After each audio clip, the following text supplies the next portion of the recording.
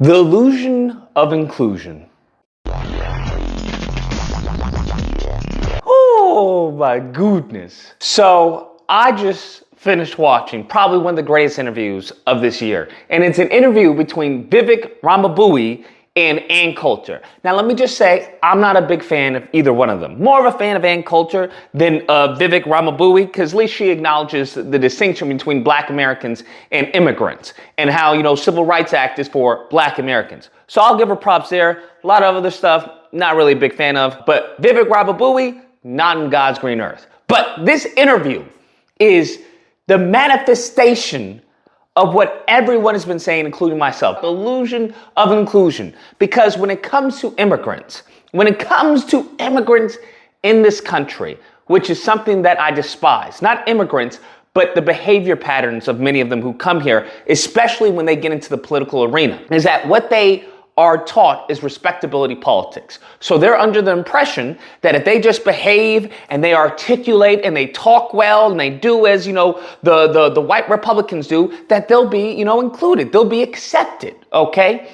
And that's never how it works out. That's never how it is. You may be tolerated, but you will never be included. They will never see you as American, because an American to them is a white person. That's how they see it. I'm not saying all, but the vast majority of the Republican Party, the core of the Republican Party, that's how they view it, unfortunately. When you have someone who is just unapologetic as Ann Coulter, respective of no person, talking to Vivek, who is doing his best, because that's what he does. He tries to play respectability politics. He tries to placate to the white majority. And that's the funny part, which is why they're so fearful of the demographic shift, because all these people, all these pundits, all these, Candace Owens, all these individuals who have set and built their foundation on placating to the white majority, the white ignorant majority of the country, they're going to be jobless once that demographic changes, because now they'll no longer be the majority. They will be a minority. They're either going to have to switch it up and betray their base, or they're going to disappear. They're going to blow away like the wind, because they'll be a dinosaur. They'll be a relic of the past. So that's why this is so delicious, because Vivek has built his foundation because he's a con man, right? He didn't live the American dream. He built his wealth off of repackaging a failed product. That's what he did. That's if you look into him. Having said that, he does everything in his power to make his white constituents feel good. He just regurgitates their talking points. That's all he does. There is no unique thought about him.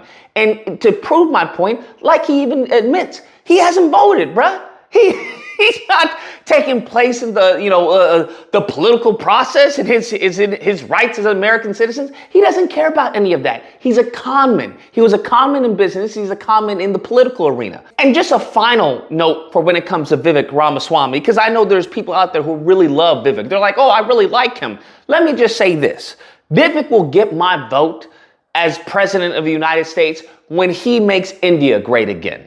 Okay? Your parents are from India. You're an immigrant. Okay? That's pretty much what you are. You're an anchor baby. Okay? Your homeland is India. My homeland is the US. We are not the same. So you go and make India great again, Vivek, and then I'll listen to you. How about that? You go and make India great again, and then maybe I'll listen to you about how you can make America great again, or what are some ideas and thoughts and some laws and regulations that you think would benefit the American people here. Go implement that in India. You go ahead and make that great again, and you got my vote, pimpin'. You got my vote. You go and prove yourself over there instead of being a leech off of Black Americans here and what we have built. Now, having said that, the interview is amazing. Ann Coulter starts off with complimenting him on how articulate he is, right? She's like, I can't say this about, the Black Americans because that'll be derogatory. That'll be an insult. And Vivek laughs it up, right? Just, oh, ha, ha, ha, ha, he, he. Yeah. You are so bright and articulate, and I guess I can call you articulate since you're not an American Black. Can't say that about them. That's derogatory. And that was a great opening segment. The funny part about that statement is that throughout this entire interview, she's essentially saying that you're an immigrant, And because you're an immigrant, I don't trust you.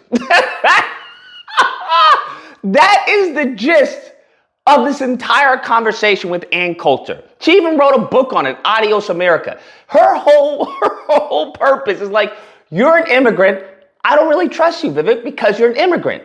And to bolster my point, she follows it up with, I like you, I wish you the best, but I'll never vote for you because you're an Indian. Oh, and I agreed with many, many things you said during, in fact, probably more than most other candidates when you were running for president. But I still would not have voted for you because you're an Indian.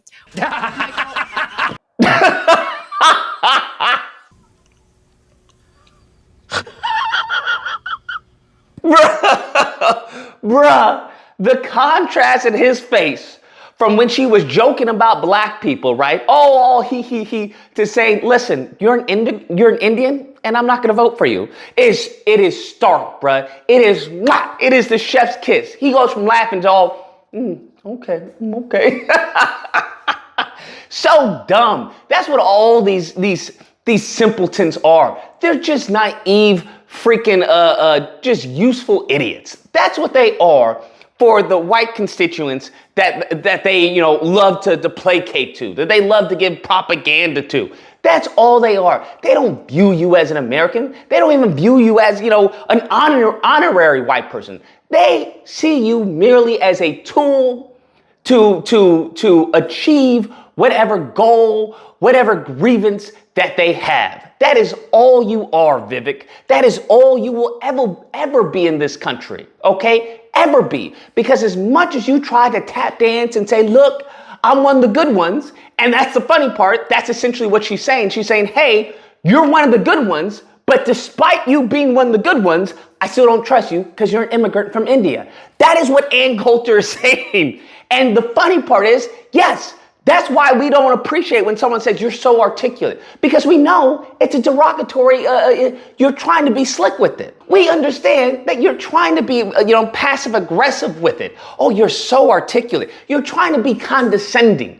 That's why we take it as such. That's why we view it as derogatory, because whenever it's used, it's never used as an authentic, genuine compliment. It's used to condescend, which is exactly what she does in this case, right? It's exactly what we've been saying, why we see it as derogatory, because you're using it to condescend. Oh, you're so articulate, Vivek. You're one of the good Indian immigrants.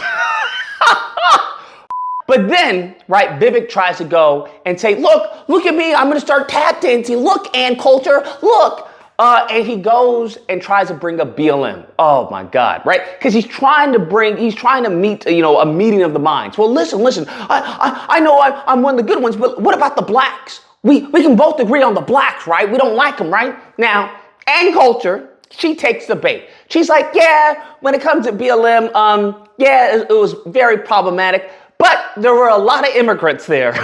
There are a good amount of immigrants. I don't think that BLM, you agree with me on the BLM piece? No. Summer of 2020 was not immigrants. So you don't agree with me even on that? Well, I would never have said it was particularly immigrants, but yeah. There were two different groups. First, you had the, and I think it would often go Antifa, i.e. mentally ill white people, some immigrants. Actually, there were a fair number of immigrants, by the way. Now, Vivek pushes back on this because Vivek's an immigrant. Vivek's an immigrant. He's got to fight for his people, because I know he wants to bring all of his family, his relatives, his cousins all the way over to America. That's something Ann Coulter doesn't want. She's like, yo, you can come here, but everyone else got to stay in India, bruh. Y'all got to make your little slop in your little, with your feet closed off like this and everything in Indian style, and make your food. That's what you got to do. So she goes and says, yeah, well, there's a good amount of immigrants here, but the majority of it, the distinction wasn't really immigrants. It was mainly the mentally ill. And she goes on to say blacks. And then you had, again, warning, hate fact coming. Then you would have just straight out black criminals. And I'm sorry, but. Now, here's the part that I didn't understand. She makes a distinction of saying American blacks, but when it comes to the crime, she just groups us all in together.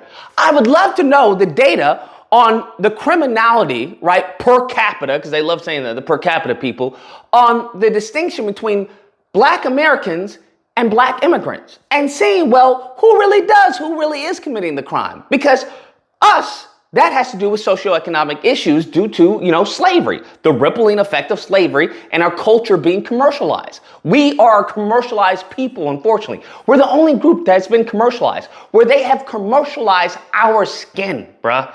That's what they have done. They've commercialized our skin. They've commercialized our relationships. They've commercialized our culture.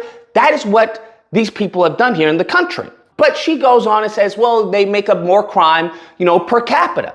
Once again, we've already gone through this, the crime and everything. The issue is not the crime. The issue is where that crime comes from. Now, Ann Coulter's bright idea is obviously the social programs and paying women to kick the men out of the house. For whatever reason, you and I think, would blame the Great Society program and paying women to have children out of wedlock.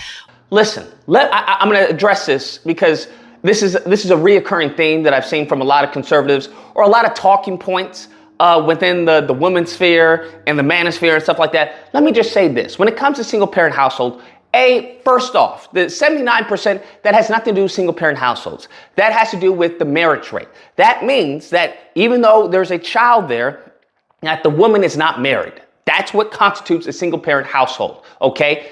That doesn't mean that there's not a man present in the family, right? That just means they're not married. That's all that means.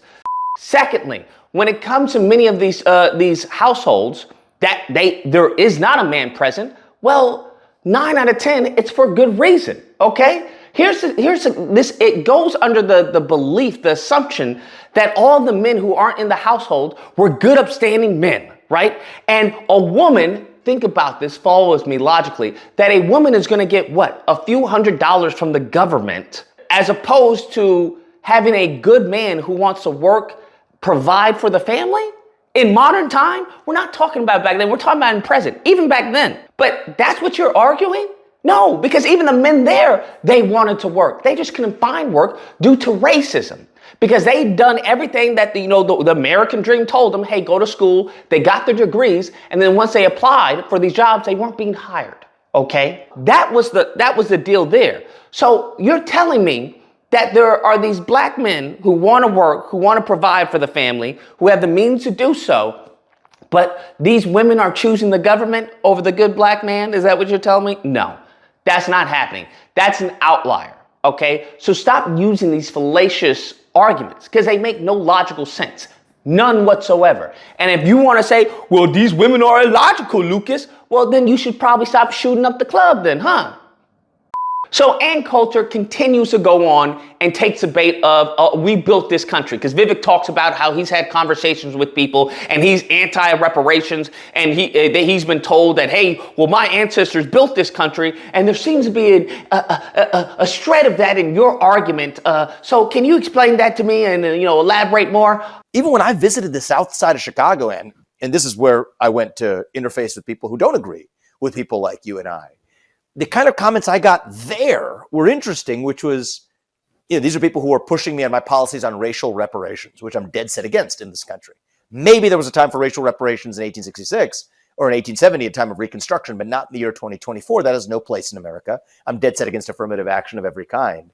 And the thing I was told more than once, and not particularly in civil terms, was that this country was built on the back of my ancestors and not yours. And Ann Coulter, right, she goes on to say nothing that correlates to that argument, which is this country was founded on slavery. She says that, hey, slavery actually held back this country. That has nothing to do with the premise that this country was founded on slavery. Yes, it held it back, but nonetheless, it was founded on slavery.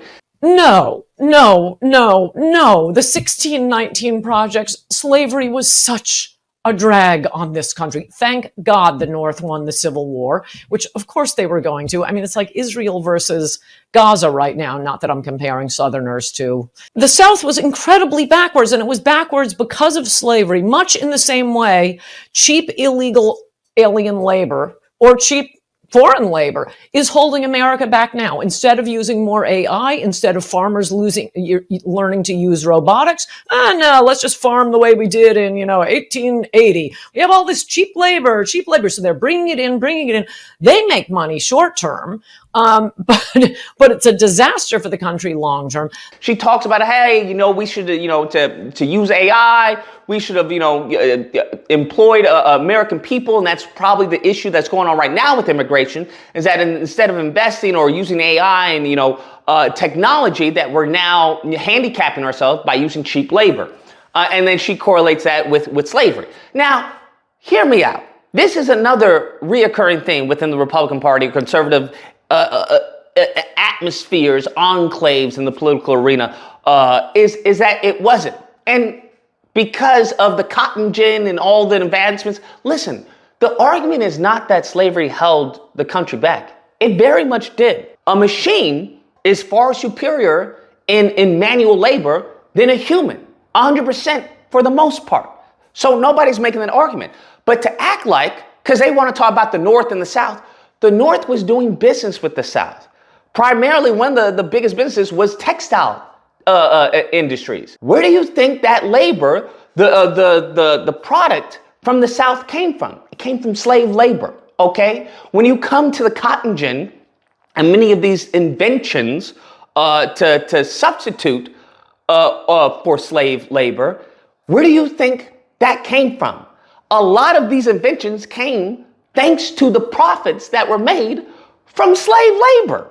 So, yes, at the crux of this country, it was built off of slave labor. So I find it interesting how they do these mental gymnastics when they don't want to acknowledge the fact. It's like a drug dealer who's now going to Nobu and all these fancy restaurants. Like, yo, you may, be at these fancy restaurants, but your money is from dealing drugs. You can try and, saucy it up, kind of like the OnlyFans. Well, I'm a model. That's why I am. I'm an adult entertainer. It's nah, you sell pictures of yourself and videos of yourself for money. That's what you do. I'm an entrepreneur.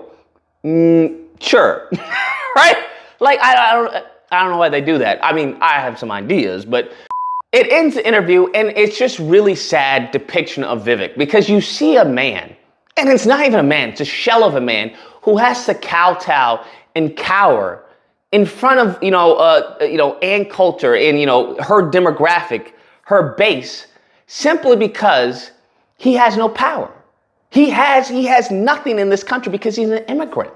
Everything he's built himself up to be is based off of the white ignorance of the party.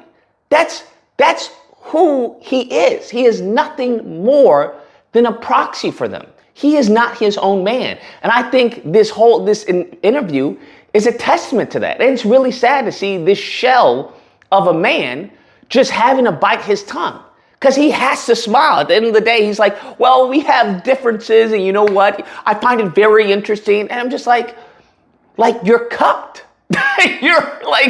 You're completely cucked.